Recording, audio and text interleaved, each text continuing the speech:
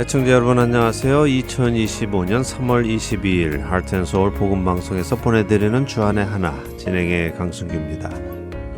지난 한 주도 성령을 따라 행하는 참된 그리스도인으로 살아가신 여러분 되셨기를 소망합니다. 주안의 하나 오늘은 인터뷰 방송을 준비했습니다. 저희 하트앤소울 복음방송이 유튜브를 통해서도 프로그램들을 들으실 수 있는데요. 아시는 분들은 아시겠지만 저희가 유튜브로 방송을 내보내는 것에 대해 참으로 오랫동안 고민했었습니다. 왜냐하면 유튜브라는 것이 아무리 좋은 컨텐츠를 보기 위해 들어간다 하더라도 곁에 우리의 눈을 자극하는 영상들이 계속해서 우리의 시선을 빼앗아 가기 때문에 득보다는 실이 많다는 생각을 해서였습니다. 혹시라도 복음을 전해 듣고 싶어 들어왔다 하더라도 끝에는 재미있는 영상들로 끝나고 만다면 그것은 그 영혼의 선한 영향보다 악한 영향을 끼치기 때문이죠. 하지만 대부분의 사람들이 유튜브를 보며 살아가는 오늘 이 시대에 그 속에 있는 사람들에게 복음을 전할 수 있는 방법은 역시 그 안으로 들어가야 함을 깨닫게 되었습니다. 결국 유튜브 역시 선교지라는 것을 깨닫게 된 것이죠. 그래서 하나님께 그 결과를 맡기고 유튜브로 방송을 송출하기 시작했는데요. 이 유튜브 안에서 하트앤소울 복음 방송을 잘 모르는 분들에게 다가가기 가장 쉬운 방법이 쇼츠라는 짧은 영상입니다. 방송의 내용 중 중요한 부분만을 뽑아서 1분 미만의 영상으로 제작해서 유튜브에 올리는 것이죠. 요즘 사람들은 1분도 굉장히 길다고 생각하기에 이 1분 미만의 쇼츠가 젊은 사람들 사이에는 아주 유행하고 있습니다. 그런데 이 쇼츠를 제작하는 데에도 많은 시간과 또 노력이 들어갑니다. 물론 저희 사무실의 간사님께서 매주 열심히 만들어주고 계시지만 또 멀리 한국에서 이 쇼츠 제작을 위해 봉사해주고 계시는 젊은 청년이 있습니다. 오늘 이 젊은 청년 봉사자와의 인터뷰를 통해 우리 시대 또 우리가 다음 세대들의 신앙의 현주소가 어떤지 조금 더 이해하게 되기를 바랍니다. 그리고 그들을 위해 기도하고 그들에게 복음을 계속해서 전하는 우리들이 되기를 바라며 인터뷰 방송을 보내드립니다. 첫 찬양 함께 하신 후에 인터뷰 이어드립니다.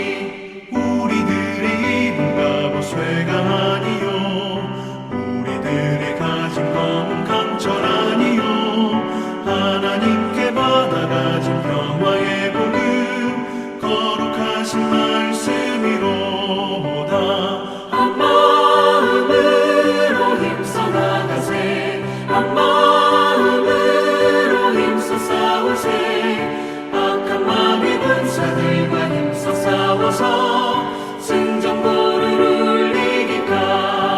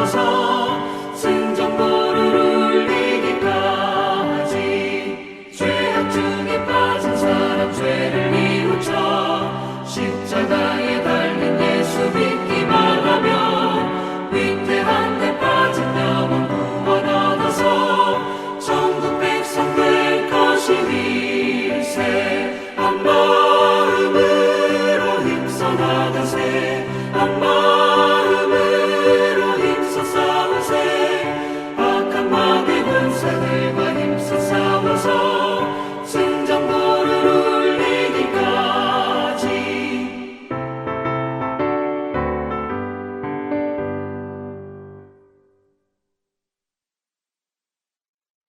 유튜브 동영상 봉사를 해주고 계시는 최인성 봉사자님 연결했습니다. 안녕하세요. 반갑습니다. 네, 안녕하십니까. 최인성입니다. 네, 반갑습니다. 아, 굉장히 젊어요, 그죠? 그렇습니다. 예, 혹시 나이를 여쭤봐도 되겠습니까? 네, 02년생 올해로 24살입니다. 24살, 02년생. 예, 그렇군요. 제가 결혼한 연도와. 지금 현재 계시는 곳은 네, 인천 부평입니다. 한국에, 예, 일단 그렇습니다. 부평, 예. 한국에서부터 어떻게 저희 이 미국에 있는 복음 방송하고 연결이 되셨어요? 네, 지인이신 이상영 지사님의 소개로 이 네, 핫텐서울 복음방송을 알게 되었습니다. 예, 뭐 어떻게 소개받으셨어요? 뭐라고 소개하시던가요? 이 복음방송에 영상 편집자가 필요한데 네, 마침 제가 영상과라 아, 한번 봉사를 할 수 있겠느냐 해서 네, 추천받았습니다. 예, 무슨 생각으로 또 하시겠다고 하셨습니까? 저는 그때 음, 이상영 지사님께 저도 받은 게 많아서 네, 이것도 하나님의 뜻이구나 싶어서 음, 봉사하게 되었습니다. 그러셨어요? 하고 나서 어떻게 뭐 후회는 없으십니까? 아직까지는 없습니다. 예, 뭐, 아유, 바쁜데, 뭐, 또 내가 이걸 왜 한다고 했나? 그렇지는 아닙니다. 않으세요? 덕분에 이제 그 유튜브에 쇼츠 올라가는 거 계속 제작해주고 계시고, 일주일에 한 두 편씩 그렇게 해주시나요? 네, 네. 맞습니다. 그래서 많은 이제 조회수도 올라가고, 좀 많은 분들이 우리 할텐 서울 복음 방송답지 않게 굉장히 프로페셔널한 영상이 올라온다. 그래서 한층 업그레이드가 돼서 참 감사합니다. 지금 이 봉사를 하시면서 다른 분들에게도 좀 권하실 만하다고 생각하세요? 어떻게 생각하십니까? 예, 저와 같은 대학생분들을 조금 추천하는데 그 이유가 뭐냐면 대학생들은 주일 빼고는 신앙생활을 하기에 조금 어, 힘든 상황에 겪고 있다고 생각합니다. 네. 그래서 신앙심과 사회에 치여 살면서 음, 다시 주님께 돌아가야지 하는 음, 그런 신앙을 갖고 계신 분들이 많을 텐데, 네. 이 봉사를 하면 그래도 음, 그날 편집했던 내용들의 말씀들이 그 음, 다음날 하루를 살아갈 때, 사회에서 이길 수 있는 힘이 어느 정도 줄 수 음, 있다고 생각해서 많은 고민을 갖고 있는 젊은 어, 크리스천들에게 예. 추천하고 싶습니다. 아유, 감사하네요. 예. 그냥 봉사만 하고 끝나는 게 아니라 그 봉사를 통해서 본인이 말씀을 접하게 되고 또 하루를 살아가는 힘을 얻게 되시고 하신다니 감사합니다. 이제 대학생이시고 요즘 네. 이제 젊은 분들이 신앙생활 하기 어렵다라는 말씀을 이제 해주셨는데 실제적으로 한국에 살고 있는 젊은 세대로서 크리스천 세대로서 어떤 점들이 가장 어렵습니까? 일단 크리스천에 대한 시선이 많이 좋지 않은 것 같습니다. 사회적인 실제로도, 시선들이 예, 네, 예, 적기도 하고, 제가 군인이었을 때 교회를 갔는데 예, 교회에서 너는 어느 부대냐라고 물어봤습니다. 그 네, 이유가 그 부대 기독교인이 제가 음, 처음이었습니다. 아, 그 정도로 요즘 현재 아, 기독교인들이 매우 적고 예, 교회를 가더라고 하더라도 음, 약간 음식을 주기 때문에 약간 음, 그런 이유도 많기 때문에 진실된 크리스천들이 많이 사라지고 있는 추세라고 생각해서 지금 믿음을 갖고 있는 사람들끼리 좀 더 뭉쳐서 좋은 네, 말씀들을 음, 전파해야지 음. 젊은 세대가 더 일어날 것 같습니다. 네. 혹시 이렇게 이제 사회적으로 기독교인들에 대한 이미지가 별로 좋지 않고 하고 있는 한국 현실인데 거기서 그리스도인이라라고 스스로를 밝히기가 어떻게 좀 부끄럽거나 껄끄러운 그런 상황은 만나 보셨어요? 일단 아직까지는 음. 당당하게 기독교인이라고 말하고 다니는 것 같습니다. 네, 다행이네요. 감사하네요. 예. 최인성 형제님은 어떻게 예수님을 알게 되셨습니까?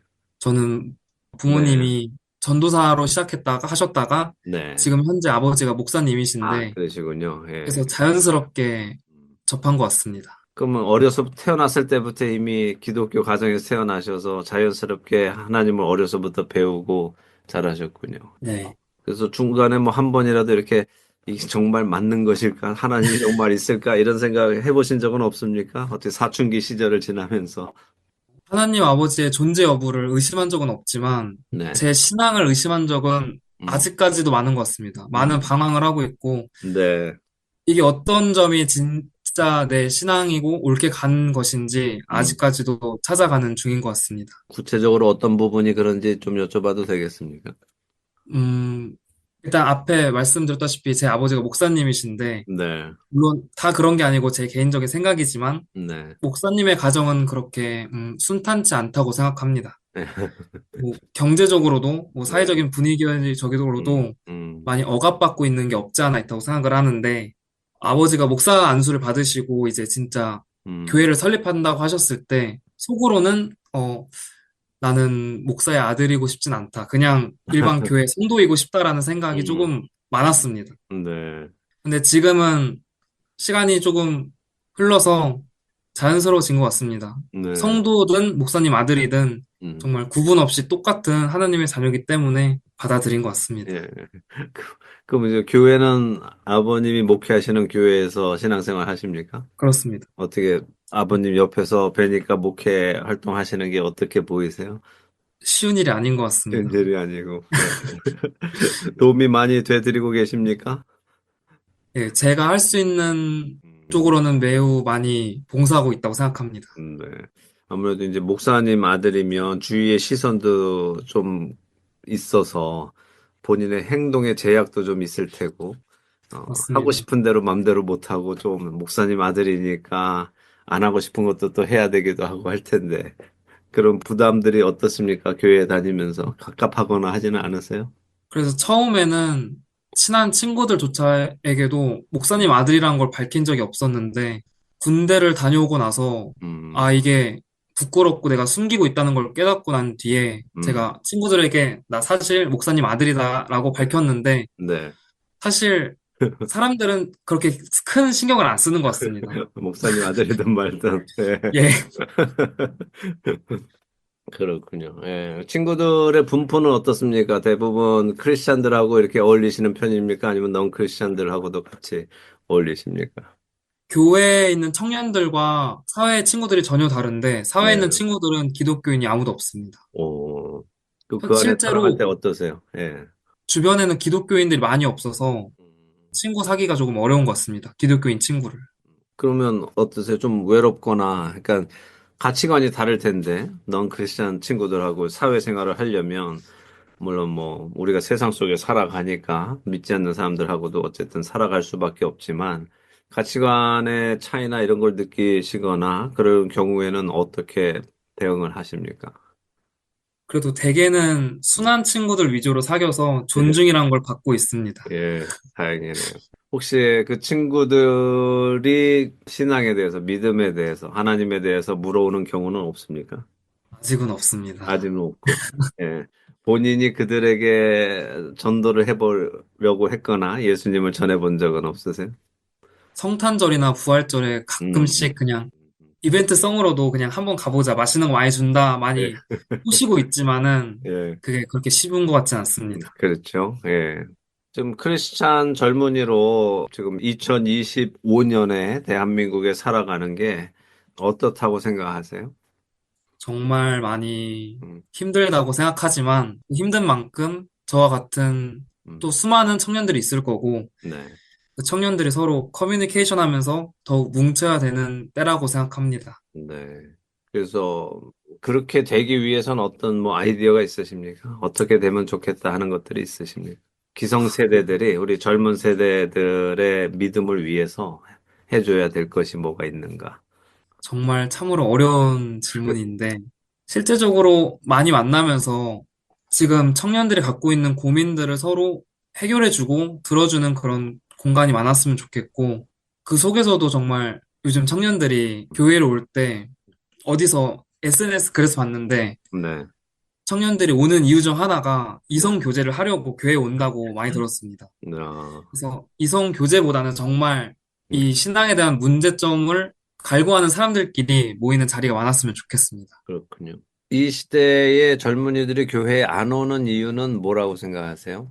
자신이 우상이 되어서 음, 이 시간에 이 교회를 갈 바에는 돈을 음, 차라리 더 벌고 음, 잠을 한숨 더 자고 뭐 여자친구, 남자친구와 데이트를 더 하겠다라는 음, 마인드를 가진 분들이 많아서 그렇다고 생각합니다. 그렇군요. 예. 그러니까 아마 이제 저희 같이 미국에 이제 오래 사는 사람들은 한국의 실정을 잘 몰라서 이제 뉴스나 이런 걸 접할 때, 아, 뭐, 젊은 세대들이 교회를 떠난다, 또 뭐, 이제 주일 학교가 없어진다, 이런 뉴스를 저희가 얼마 전에도 보내드렸는데, 지금 이렇게 실제로 한국에서 신앙생활 하고 있는 청년과 이야기를 나눠보니까 좀 피부로 와닿는 것 같습니다. 이게 그냥 그렇게 말로만 듣던 것보다 훨씬 심각한 상황이구나 하는 생각이 드는데 한편으로는 또 신앙의 선배들로서 책임감도 느끼고 또 회개도 하게 되고 하는 것 같습니다. 예. 어쨌든 선배들이 신앙 전수를 잘 못해준 게 이유도 있을 텐데 이제 최인성 형제님 같은 경우 이제 다음 세대를 또 준비하셔야 될 거 아니겠습니까? 네, 그렇습니다. 네. 그러니까 선배들이 제대로 못 해준 거를 그대로 가져가시면 안 될 테고, 예, 예, 이 다음 세대에게는 어떻게든 예수님을 알려줘야 될 텐데, 많은 고민거리가 있으실 것 같다는 생각이 드네요. 맞습니다. 예. 본인의 이 시간에 본인의 믿음을 지키기 위해서는 어떻게 하고 계시나, 혹은 어떻게 해야 된다고 생각하시는 점이 있는지. 아직까지도 음, 제가 이렇게 말씀드리지만은 저도 신앙심이 그렇게 좋은 편은 아닙니다. 솔직히 말씀드려서. 네, 아직까지도 사회와 많이 맞서 싸우고 있는데, 네, 그럴 때마다 음, 회개를 하고 있고, 네, 그럴 때마다 내가 왜 살아가고, 내가 네, 무엇을 위해 이렇게 노력하는지 다시 한번 생각하는 것 같습니다. 네, 제가 잘 먹고 성공하려고 사는 것이 아니라, 주님을 위해 더 봉사하고 찬양하기 위해 살아가는 건데, 지금 당장 성공에 눈이 멀어서 가끔씩은 많이 실수하고 있는 것 같습니다. 그럴 네, 때마다 위에 선배님들도 그러셨듯이 회개 기도를 하면서 제 네, 자신을 돌아보는 것 같습니다. 네. 주님 앞으로 뭐 돌아가면 또 우리 주님께서 나머지 일은 하실 테니까, 예. 중요한 건 우리의 마음이 어디를 향하고 있는가, 하는 것 같네요. 예. 우리 네. 다음 세대를 위해서 이제 기도를 좀 해야 되겠다 하는 생각이 많이 들고, 실제적으로 이렇게 한국 기독교가 끝나서는 안 되겠다 하는 생각이 많이 듭니다. 예. 그래도 이렇게 또 봉사를 통해서 저희를 만나게 돼서 너무 감사하고, 이 인터뷰를 통해서 다른 분들이 같이 이렇게 참여할 수 있으면 좋을 것 같아요. 젊은 분들이 참여하셔서 본인들의 신앙에도 도움이 되고, 또 다른 분들에게 신앙을 전해주는 일에 쓰임받게 되기를 바랍니다. 예. 혹시 뭐 기도 제목이 있거나 저희가 이렇게 함께 서포트 해줄 부분이 있으면 나눠주세요. 제 동생이 네, 조금 많이 아픕니다. 네, 1살 때부터 뇌변병 장애가 와가지고 현재 어, 또 많이 힘든 상황인데, 이제 어릴 때는 그래도 부모님이 케어해 주시고, 네, 저도 케어를 할 수 있었는데, 이제 동생도 23살이라 예, 성인이고, 국가적으로도 지원이 많이 힘든 부분이 있고, 음, 부모님도 이 동생을 언제까지 케어할 수 없으니까, 현재 많은 고민이 있는데, 네, 네. 그저 동생이 건강만 했으면 좋겠습니다. 그럼 혼자는 생활할 수 없는 상태고. 거의 식물 인간으로 어, 일하고 생각하시면 될 것 같습니다. 그렇군요. 그 언제부터 그런 거예요? 1살 때부터 한 살 그랬습니다. 때부터? 그럼 지난 22년, 23년을 그렇게 지냈고, 그러면 대화가 가능하지 않고, 전혀 가능하지 않습니다. 어, 그러면 정말 보통 일반적인 가정에는 있지 않는 힘든 일을 겪으시면서 살아오셨네요, 우리 최인성 형제님이. 와. 아닙니다. 그러니까 본인이 한 살 때 동생이 태어난 거죠? 예, 그러니까 그러니까 기억은 항상 동생은 누워 있는 그쵸. 동생인가요? 그렇군요. 하나님께 기도하면서 하나님의 뜻이 어디에 있는지 또 이런 일을 허락하신 데는 어떤 뜻이 있는지도 또 생각을 해봐야 되겠네요. 부모님도 쉽지 않으시겠어요? 그렇습니다. 또 사역하시는데도 쉽지 않으실 것 같고. 그래도 뭐 신실하신 하나님을 신뢰하면서 우리가 지금 비록 지금은 왜 그러시는지 우리가 이해 못한다 하더라도 하나님은 선하신 분이시니까 반드시 찬양 받으실 분이고 찬양 받들 일을 하실 거라고 믿습니다. 예. 예, 기도하겠습니다. 저희 방송 후 우리 기도팀들하고도 나눠서 최인성 형제님의 동생 이름이 뭐죠? 최진성입니다. 예, 최진성 형제님 건강 위해서 그리고 아버님의 사역을 위해서도 예, 저희가 함께 또 기도하도록 하고 우리 최인성 형제님 같이 귀한 사역 이렇게 동역해주고 계시는데 우리 형제님의 앞날을 위해서도 주님이 꼭 지켜주시라고 또 함께 기도하겠습니다. 예, 감사합니다. 감사합니다. 예. 끝으로 저희 청취자분들에게 해드리고 싶은 말씀 있으십니까? 네, 아무리 힘든 일이 있어도 결국에는 청취자분들이 주님께 돌아올 거라고 음, 저는 믿습니다. 아멘. 예.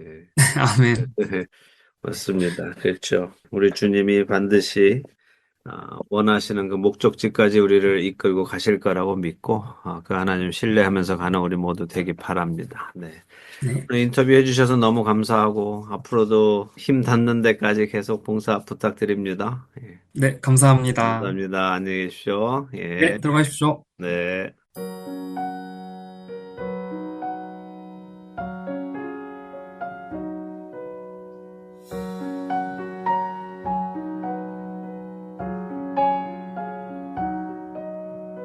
내 주를 가까이 하게 함은 십자가 짐 같은 고생이나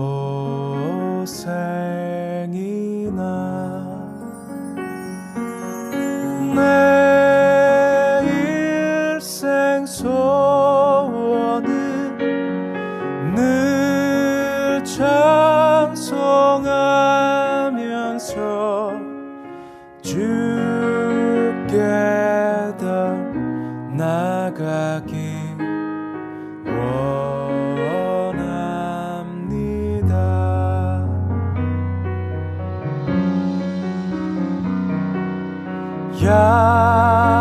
야곱이 잠 깨어 일어난 후 돌단을 쌓은 것 본받아서 숨질 때 되도록 늘 찬송하면서 주께 더 나가기 원합니다.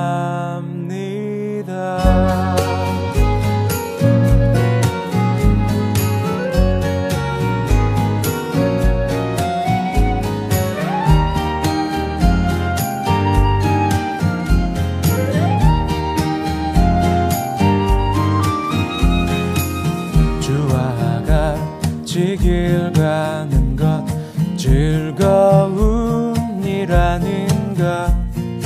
우리 주님 걸어가신 발자취를 밟겠네. 한 걸음 한 걸음 주 예수와 함께 날마다 날마다 우리는 걷겠네.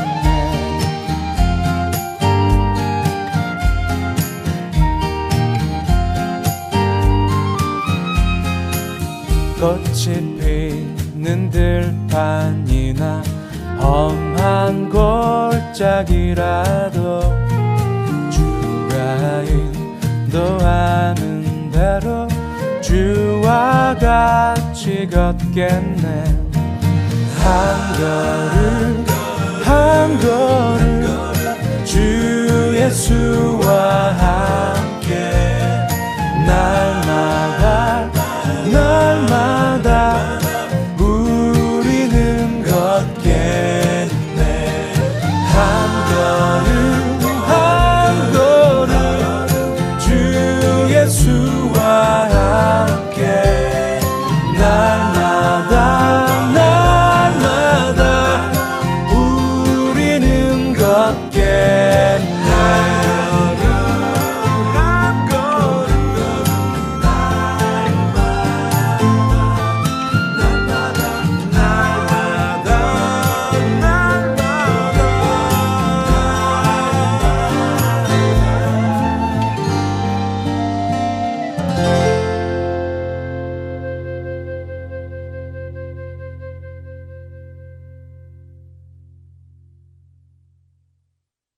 여러분과 함께 기도하는 1분 기도 시간입니다. 오늘은 테네시주 낙스빌 한인사랑교회 정진은 목사님께서 기도를 인도해 주십니다.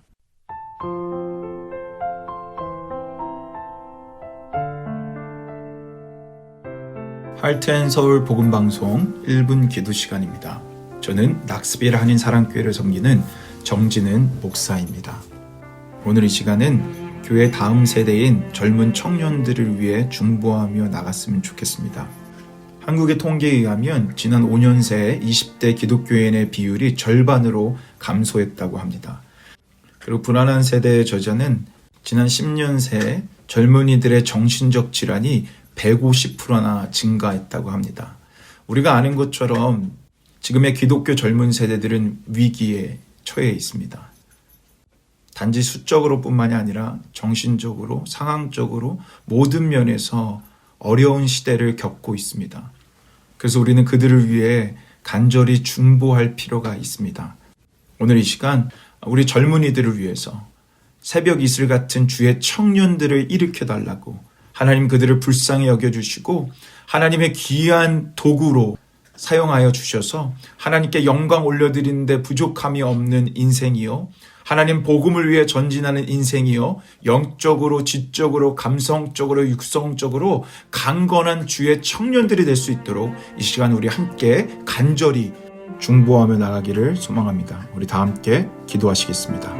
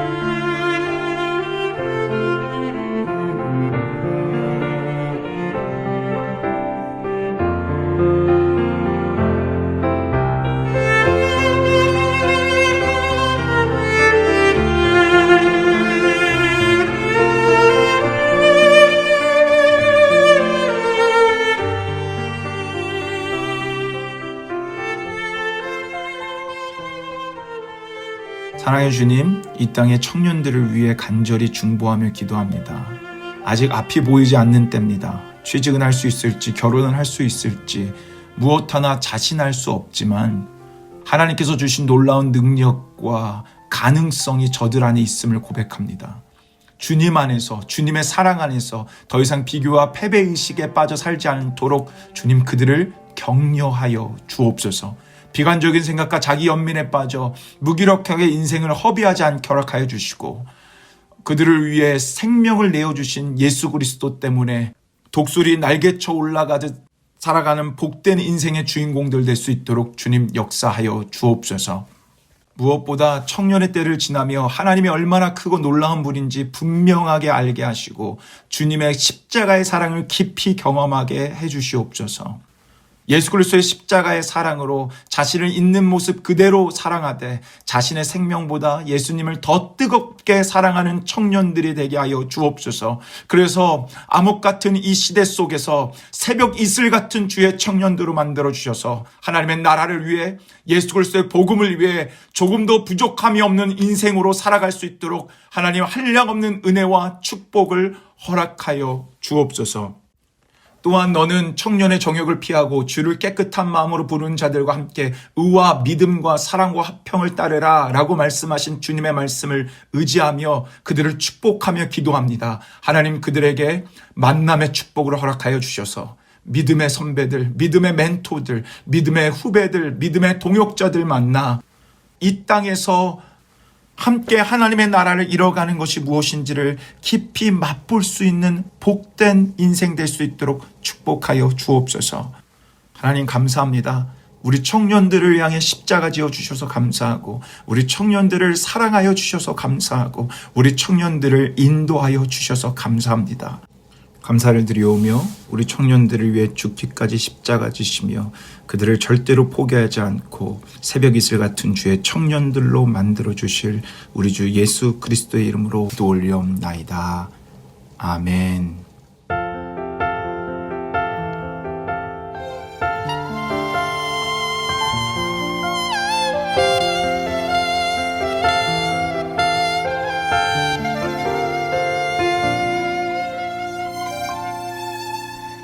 내게 주신 모든 것 주께 감사드리며 많은 재물보다 더 복음을 선택하고 화려한 길 아니라 진리의 길을 걷는 거룩한 주 예수의 청년 되게 하소서.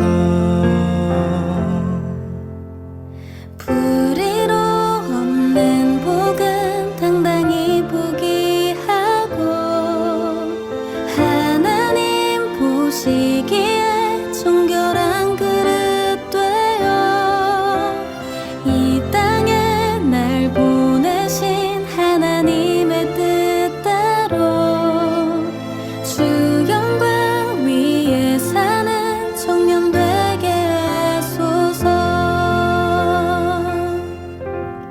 때론 연약해져도 방황 않게 하소서. 세상 험한 파도에 낙심 않게 하소서. 청년의 시절 지날 때 날 지으신 주님 뜻대로 하나님 예배하는 삶, 복음을 전하는 삶, 그렇게 살길 기도합니다.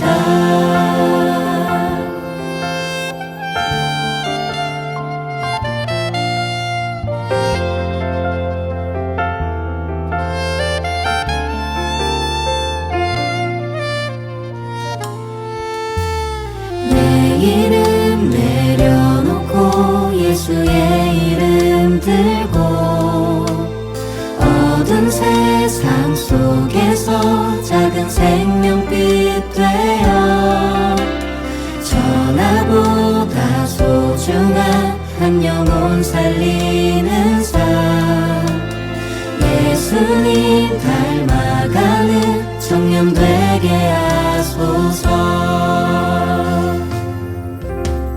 때론 연약해져도 방황 않게 하소서. 세상 험한 파도에 낙심 않게 하소서. 청년의 시절 지날 때 날 지으신 주님 뜻대로 하나님 예배하는 삶, 복음을 전하는 삶, 그렇게 살길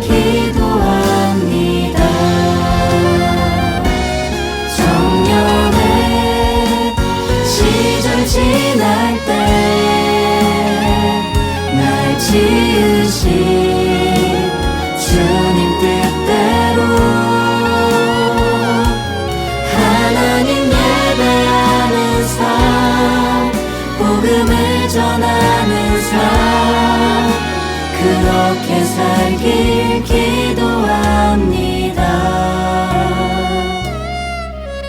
그렇게 살길 기도합니다.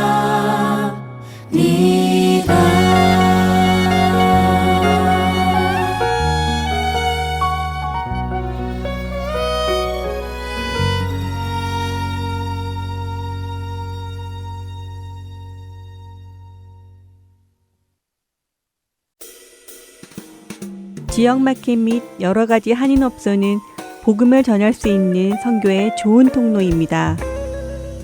델러웨어주에는 한인들이 약 4,000명 정도 살고 계시다고 하네요. 한인 86% 이상이 윌밍턴을 중심으로 한 뉴캐슬 카운티에 많이 살고 있다고 합니다. 이 지역에 위치한 슈퍼 G 마켓 또는 영스 오리엔탈 글로서리에 저희 CD를 놓아주시고 관리해 주실 동역자를 찾습니다. 매주 혹은 한 달에 2번 정도 방문하여 CD를 배치해 주실 수 있는 분은 사무실로 연락 주세요. 사무실 전화번호 602-866-8999입니다.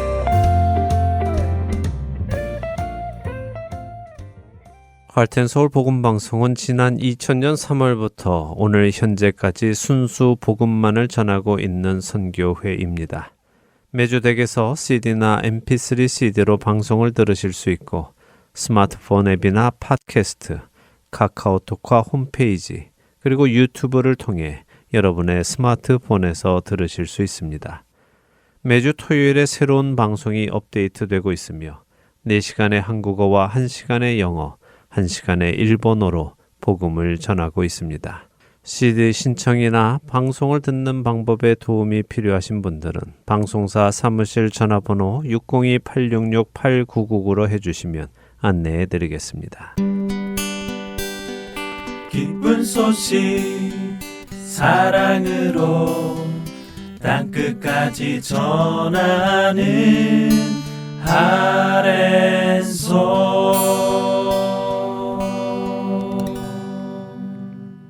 신약의 야고보서를 함께 공부하는 시간입니다. 온전한 믿음 함께 하시겠습니다.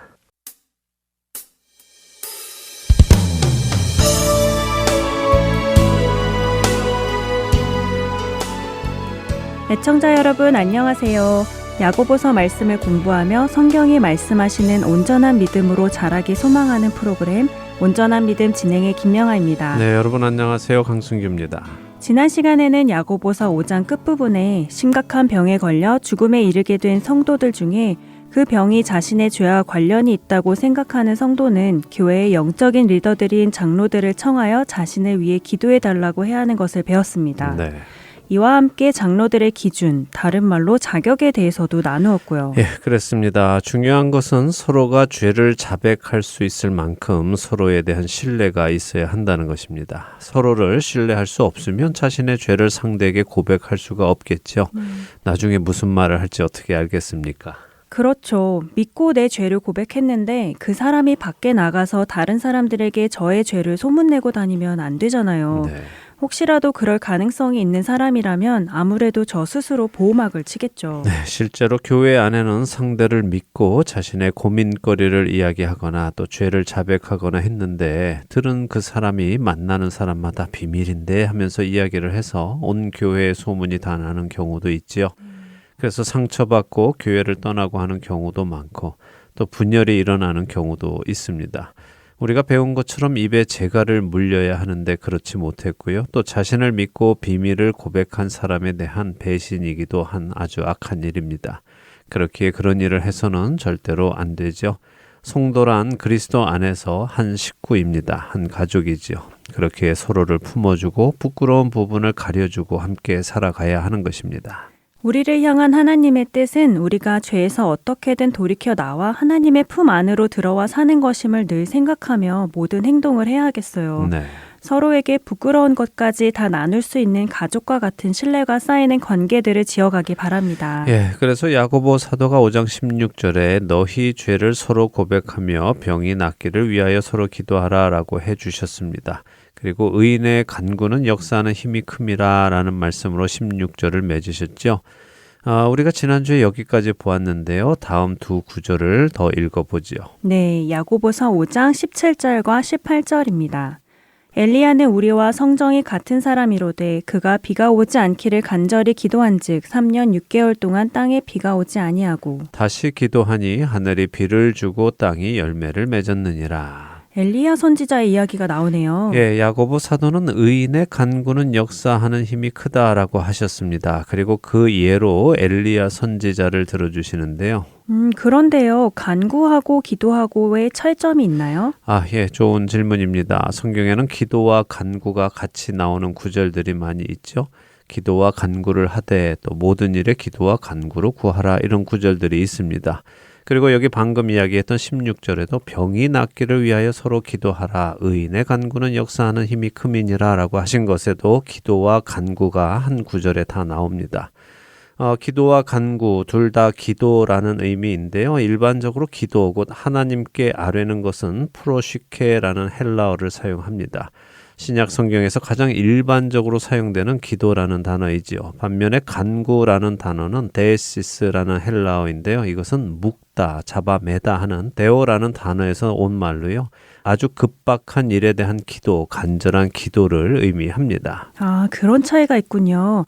그럼 일반적으로 아침에 일어나서 오늘 하루를 맡기며 드리는 기도, 식사 때의 기도, 이런 일상적인 기도는 그냥 기도라고 할 수 있고 특별한 기도의 제목이 생겨서 그 기도 제목을 꼭 들어주시라고 간절히 드리는 기도를 간구라고 할 수 있겠군요. 네, 정확합니다. 그렇게 이해하시면 되겠습니다. 그래서 병을 낫게 해달라고 하는 기도는 간구여야 하겠네요. 간절히 기도해야 하니까요. 맞습니다. 바로 그렇게 의인들이 하나님께 특정한 기도 제목을 놓고 간구할 때 하나님께서 그 기도에 응답하시고 하나님의 뜻을 이루신다는 것이죠.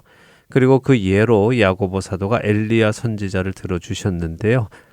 야고보 사도는 엘리야 선지자를 어떻게 소개하고 계십니까? 우리와 성정이 같은 사람이라고 소개를 하시네요. 엘리야 선지자는 정말 특출한 선지자인데도 불구하고요. 예, 맞습니다. 엘리야 선지자는 정말 특출한 선지자였습니다. 사실 엘리야 선지자 이전에도 선지자들이 있었지만 그리고 또 많은 기적들을 그 선지자들도 행했지만 죽은 사람을 살리는 기적은 엘리야 선지자가 처음이었습니다.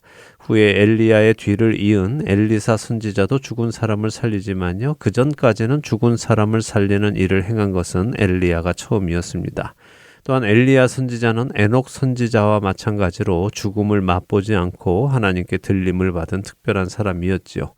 그런데 이렇게 특별한 선지자를 야고보 사도는 그가 특별하지만 그 역시 우리와 똑같은 사람이었다 하는 것을 강조하십니다. 엘리야라는 사람 자체가 전혀 다른 생명체여서 그런 놀라운 일을 한 것이 아니라 엘리야나 우리나 똑같은 생명체임에도 불구하고 엘리야는 그런 놀라운 일을 할 수 있었던 것이 그가 의인이었기 때문이라는 말씀을 하시려는 것 같아요. 네, 바로 그것입니다. 당시의 성도들이나 또 오늘날 성도들도 마찬가지로요. 우리는 어떤 특별한 사람들이 하나님께 쓰임을 받는다고 생각합니다. 나 자신은 결코 그런 위대한 일에 쓰임 받을 수 없다고 생각하고 포기하기도 하고요. 그러나 야고보 사도는 그렇지 않다는 사실을 말씀하시는 것입니다. 엘리야 선지자가 특별해서 우리는 범접할 수 없는 사람인 것이 아니라 우리와 엘리야가 다르지 않기 때문에 우리 역시 엘리야의 자리에까지 갈 수 있다는 것을 말씀하시는 것이죠.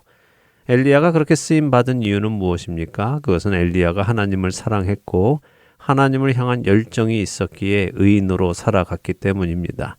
모든 성도 역시 하나님을 사랑하고 하나님을 향한 열정을 가지고 의인으로 살아간다면 하나님은 그들 역시 사용하실 것이라는 말씀입니다.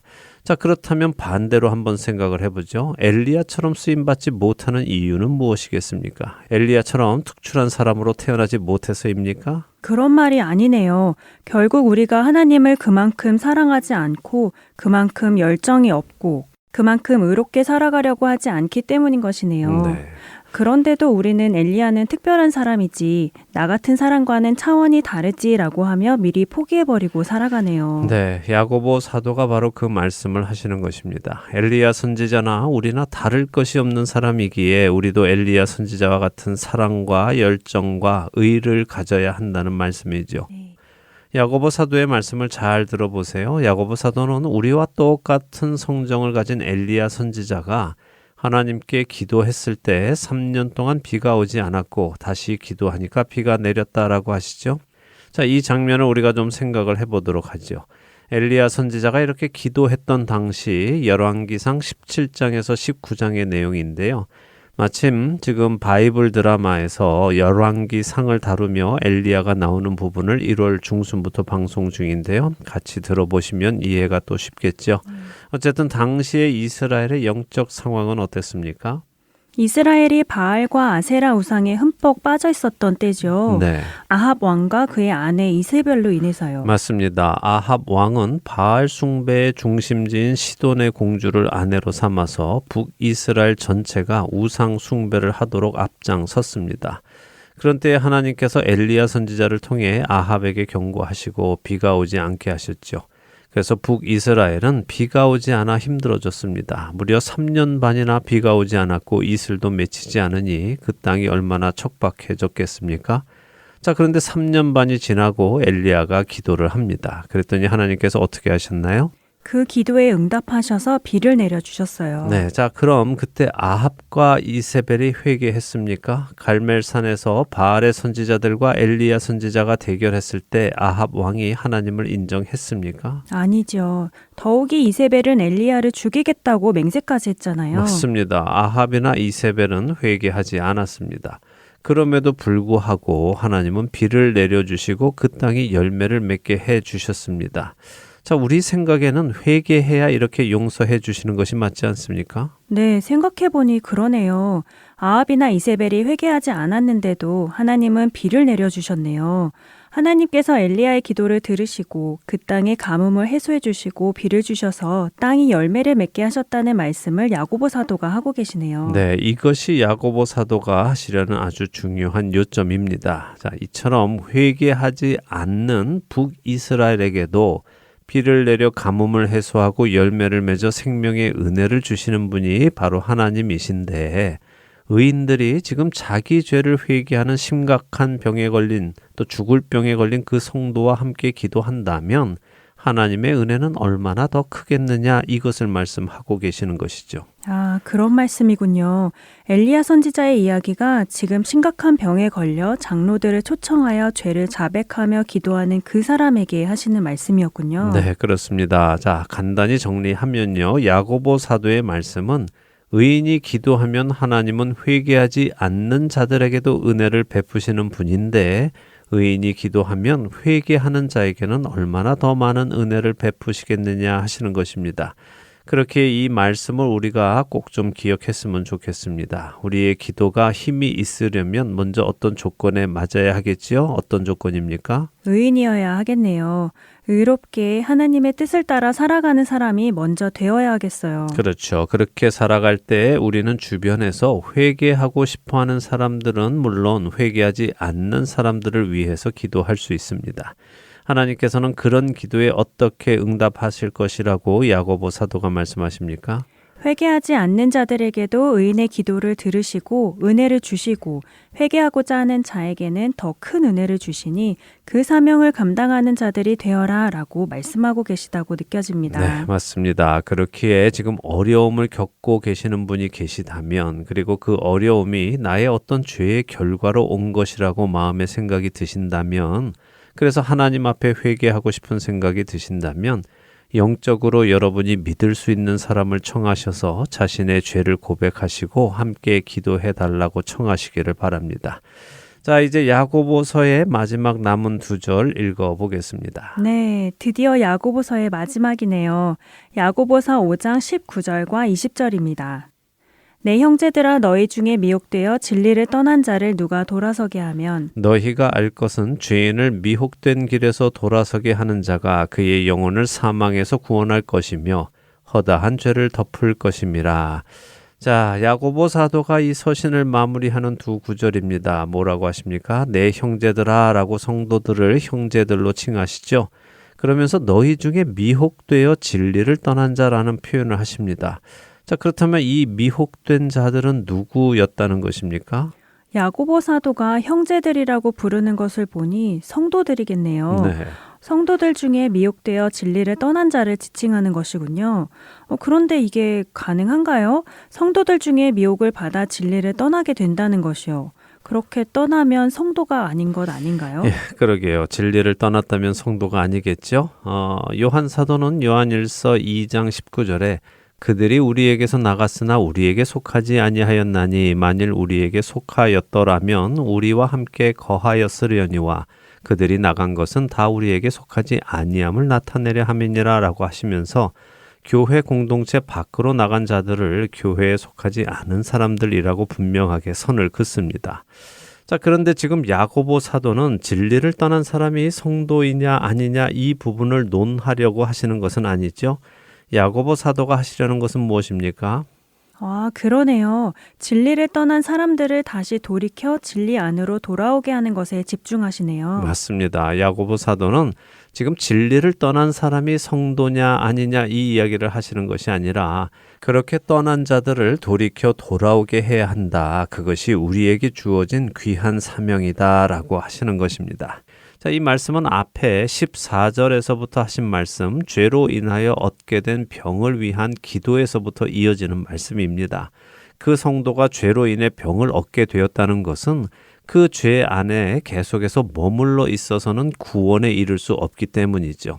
자, 지금 여기서도 저는 죄에 대한 신학적인 토론을 하려는 것이 아닙니다. 성도의 죄가 용서받을 수 있느냐 아니냐 그것을 논하는 것이 아니니까 이 부분을 생각하지는 마시기 바랍니다. 그 이야기는 아마도 아나크리노 프로그램에서 곧 다루게 될 것 같습니다. 자, 지금 여기서는 말씀 안에 담겨 있는 의미와 의도만 살펴보도록 하죠. 성도가 죄로 인하여 심각한 병에 걸렸습니다. 그렇다면 하나님은 왜 그 성도에게 병을 허락하셨을까요?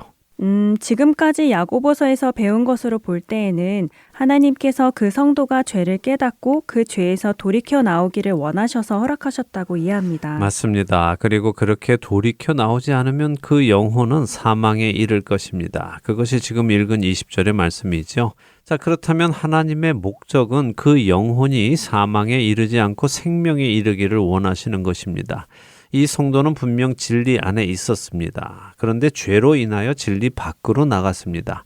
다시 말하면 생명 안에 있었다가 다시 사망으로 옮겨간 것입니다.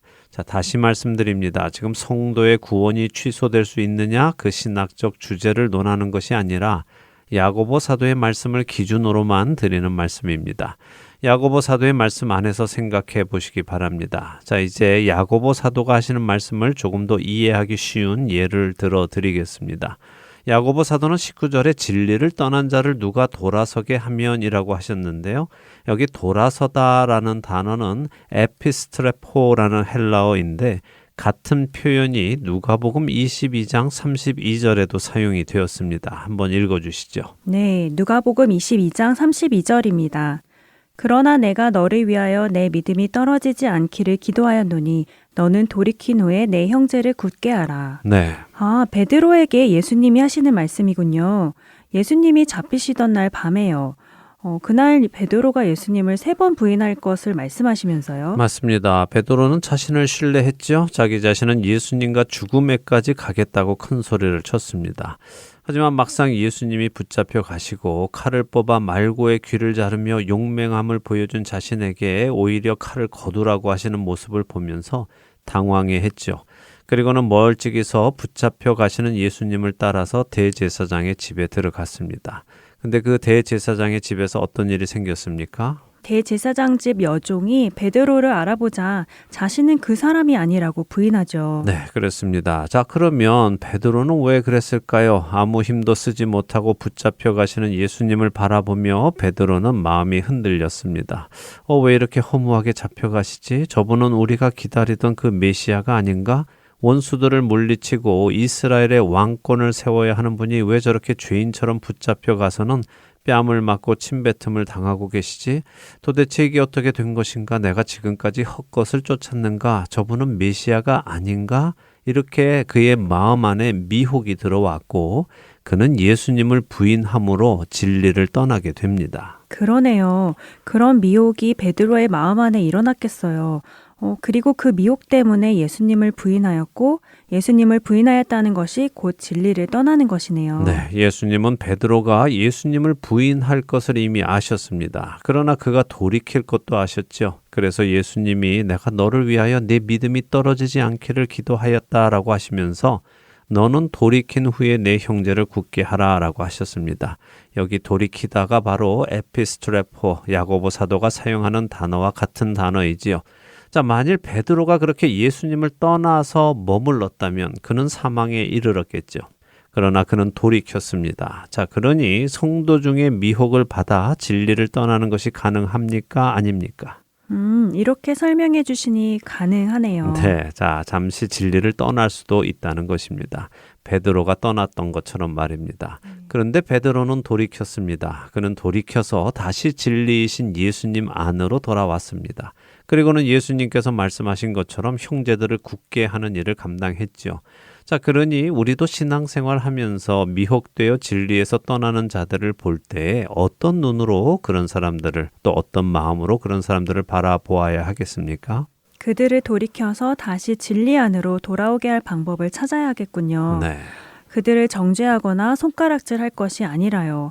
그리고 그렇게 돌이킨 자들 중에는 베드로처럼 중요한 사명을 감당하게 될 사람들도 있고요. 맞습니다. 그렇게 어느 것 하나 우리는 우리의 수준으로 우리의 눈높이로 판단하지 말고 모든 것을 주관하시는 주님을 믿고 신뢰하며 우리는 그저 우리에게 맡겨진 일을 감당해 나가야 할 것입니다. 야고보 사도는 20절에 이처럼 진리에서 떠난 형제들을 돌이키게 하는 자들, 그들을 돌아서게 하는 자들은 그 영혼이 지옥에 떨어지는 것을 막는 것이며 그 형제의 허다한 죄를 덮어주는 일을 하는 것이라고 말씀하시죠.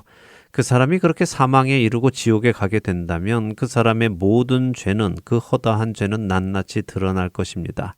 그러나 그 사람이 돌이켜 진리 안으로 들어온다면 그 사람의 모든 죄는 예수님의 보혈로 덮음을 받아 사라지게 되지요.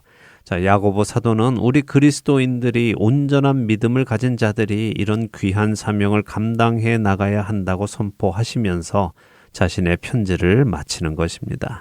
생명을 구원에 이르게 하는 아주 귀한 사역이네요. 네. 야고보 사도의 이 깊은 말씀을 그동안 깨닫지 못하고 있었던 것이 참 부끄럽기도 하고 안타깝기도 합니다. 우리가 정말 복음을 몰라도 참 많이 모르고 있었다는 생각을 하게 되네요. 우리의 영적인 눈이 띄어서 진리의 말씀 안에 굳건히 서야 하겠다는 생각을 다시 하게 됩니다. 네, 그래야 할 것입니다. 자, 이렇게 해서 야고보서 5장까지 우리가 한 절 한 절 읽어가면서 모든 내용을 살펴보았습니다. 이제 온전한 믿음 다음 한 주 남았는데요. 다음 주에는 우리 온전한 믿음 마무리를 하도록 하죠. 네, 총 정리 시간이 되겠네요. 잘 정리해서 온전한 믿음으로 자라가는 출발점이 되기를 바랍니다. 한 주간도 진리에서 떠난 형제자매들을 돌이켜 진리 안으로 돌아오게 하는 귀한 사명을 잘 감당하는 우리 모두 되기 바라며 온전한 믿음 여기에서 마치도록 하겠습니다. 네, 저희는 다음 주에 다시 찾아뵙겠습니다. 안녕히 계십시오. 안녕히 계세요.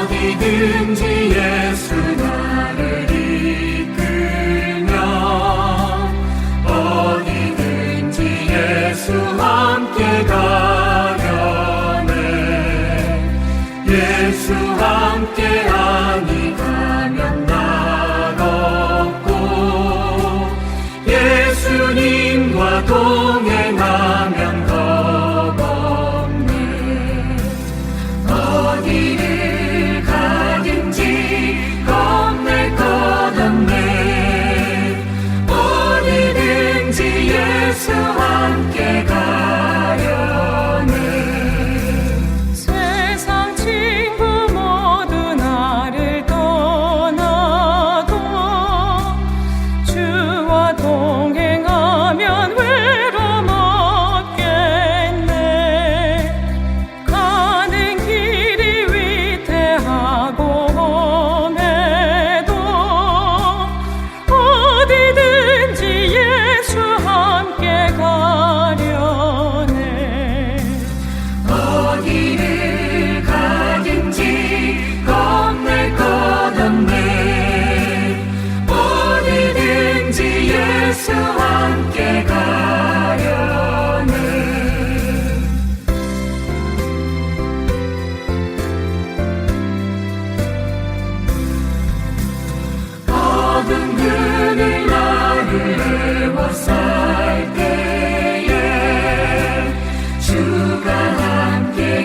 대신 믿고 자려네.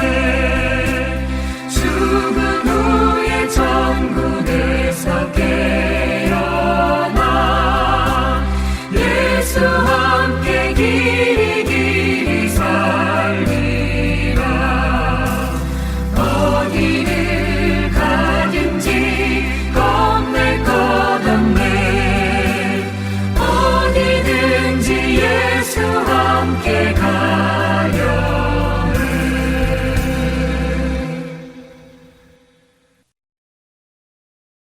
점점 믿는 자들이 줄어들고 있는 한국의 교회, 이제는 미전도 종족이라고 불릴 정도로 복음의 전파율이 낮아지고 있습니다.